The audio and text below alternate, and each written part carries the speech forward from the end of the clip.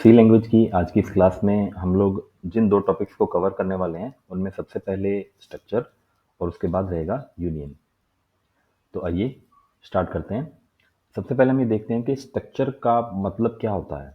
सी language में structure एक user defined data type होता है जिसको यूज़र अपनी नीड के अकॉर्डिंग बनाता है और उसमें बहुत सारे वेरिएबल्स को भी रखा जाता है और बाद में उसे यूज़ किया जा सकता है। तो यूज़र डिफाइंड डेटा टाइप है, ये हमें ध्यान रखना है। और दूसरी बात, स्ट्रक्चर को बनाने के लिए सी लैंग्वेज में स्ट्रक्ट कीवर्ड का यूज़ होता है, यानी आप स्ट्रक्ट कमांड के थ्रू स्ट्रक्चर को बनाते हैं। स्ट्रक्चर का मतलब एक संरचना से होता है जिसमें बहुत सारी चीज़ें रख करके बाद में उसे उपयोग किया जा सकता है। यहाँ पे आप ये भी कह सकते हैं कि ये डेटा टाइप्स को क्रिएट करती है और वो डेटा टाइप्स सभी के सभी वेरिएबल के साथ में एक ग्रुप बना करके रखे जाते हैं। तो पूरा का पूरा जो स्ट्रक्चर होता है फाइनली वो एक सिंगल टाइप के अंदर आकर के कन्वर्ट हो जाता है।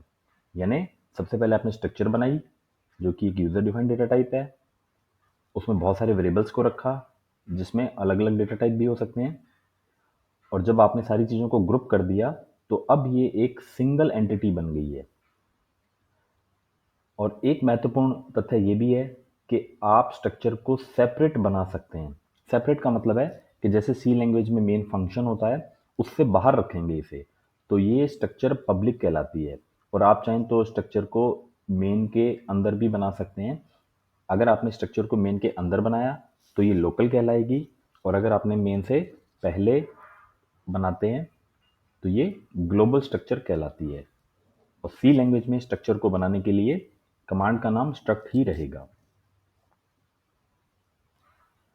नेक्स्ट आते हैं, जब आप स्ट्रक्चर को बनाते हैं तो उसमें आप वेरिएबल्स को रखते हैं। यहाँ पे हमें ये ध्यान रखना होगा कि जब हम वेरिएबल्स को क्रिएट करते हैं उस समय आप इन्हें इनिशियलाइज नहीं कर सकते। यानी जो स्ट्रक्चर के मेंबर हैं उन्हें आप डिक्लेयर करते हैं, उस समय ये इनिशियलाइज नहीं हो सकते, यानी आप इन्हें कोई वैल्यू नहीं दे सकते, इनमें कोई मान नहीं दे सकते। तो जब आप एक मेंबर को डिक्लेयर करते हैं उस समय इसको वैल्यू या इनिशियलाइजेशन क्यों नहीं दे सकते, क्योंकि उस समय तक सी का कंपाइलर इन्हें कोई भी मेमोरी एलोकेट नहीं करता है। फिर आते हैं कि मेमोरी एलोकेट कब होती है। तो स्ट्रक्चर के अंदर मेमोरी एलोकेशन का काम सिर्फ तभी होता है जब आप उसका ऑब्जेक्ट बना देते हैं। यानी एक स्ट्रक्चर बनती है, उसमें वेरिएबल होते हैं, उन वेरिएबल्स को सिर्फ डिक्लेयर किया जाता है, उन वेरिएबल्स को सिर्फ क्रिएट किया जाता है। उस समय तक इसके पास कोई मेमोरी नहीं होती, आप उन वेरिएबल्स को यूज़ नहीं कर सकते। लेकिन आगे चल के जब आप ऑब्जेक्ट बना लेते हैं उस समय इसे यानी स्ट्रक्चर को मेमोरी एलोकेट हो जाती है और आप वेरिएबल्स को वैल्यू दे सकते हैं, उन्हें यूज़ कर सकते हैं। यहाँ पे हमें ये भी ध्यान रखना होगा कि जितने भी स्ट्रक्चर के मेंबर्स हैं अगर आप उन्हें इनिशियलाइज करते हैं तो उसके लिए आप कर्ली ब्रैकेट का यूज़ करेंगे। इसे हम आने वाले उदाहरण के तहत भी देखेंगे। और सबसे ज़रूरी चीज़, अगर आपको स्ट्रक्चर के मेंबर्स को, स्ट्रक्चर के वेरिएबल को यूज़ करना है, एक्सेस करना है, तो आप उसके लिए एक डॉट ऑपरेटर का यूज़ करेंगे। तो ये स्ट्रक्चर के बारे में जितने भी महत्वपूर्ण तथ्य थे उन्हें आपको समझाया गया है। अब आइए हम इसे उदाहरण के तौर पर देखते हैं। तो यहाँ पे हमने एक एग्जांपल लिया है। इस एग्जांपल में आप ध्यान से देखें, यहाँ पे हमने कमांड स्ट्रक्ट का यूज़ किया है।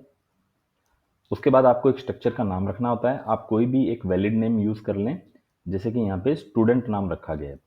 तो स्टूडेंट नाम की एक स्ट्रक्चर बनाई गई। अब स्टूडेंट के पास क्या क्या चीज़ें रहेंगी, यहाँ पे हमने रोल नंबर और उसकी परसेंटेज को लिया है। तो आप ये देख रहे हैं कि इन्हें मेंबर्स कहा गया है। यानी स्ट्रक्चर बनती है, उसका एक टैग नेम होता है जिससे उसको पहचाना जाता है।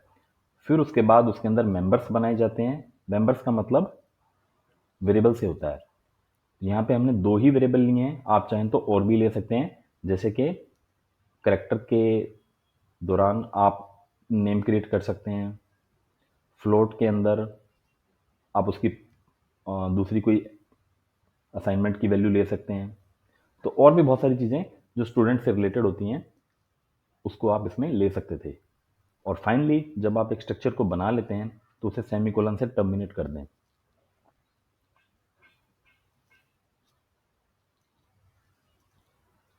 अब आइए इसे हम एक कोड के द्वारा भी समझते हैं। सबसे पहले आपने क्या किया, एक स्ट्रक्चर ली। इस स्ट्रक्चर को आपने नाम स्टूडेंट दिया, इसमें रोल नंबर और परसेंटेज आपने रखे। अगर हम इन्हें आगे यूज़ करना चाहें तो किस तरह से करेंगे, तो यहाँ पे आप देखिए, आपने सबसे पहले जो स्ट्रक्चर थी उसका नाम स्टूडेंट रखा। यहाँ पे आपने उसका एक वेरिएबल ए बनाया और इस ए वेरिएबल को आप ऑब्जेक्ट के तहत जानते हैं। यानी यहाँ पे जो आपको ए दिखाई दे रहा है इसे हम क्या कहेंगे, ऑब्जेक्ट कहेंगे। तो जैसा आपने पिछली स्लाइड में देखा कि आप इनको वैल्यू देना चाह रहे हैं तो सीक्वेंस में वैल्यू दे दें। पहली वैल्यू पहले मेंबर को असाइन होगी, दूसरी वैल्यू दूसरे मेंबर को असाइन हो जाएगी।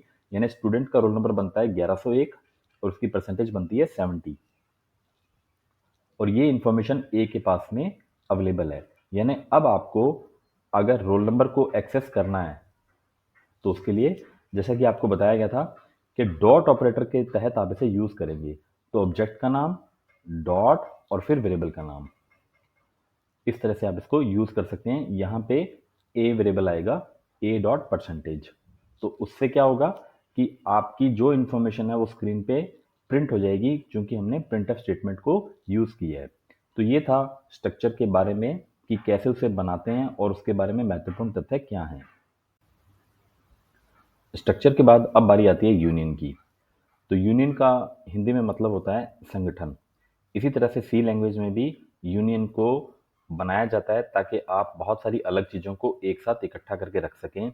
ये स्ट्रक्चर के समान ही है, लेकिन इसमें कुछ डिफरेंसेस हैं। तो चलिए इसे फिर से देखते हैं।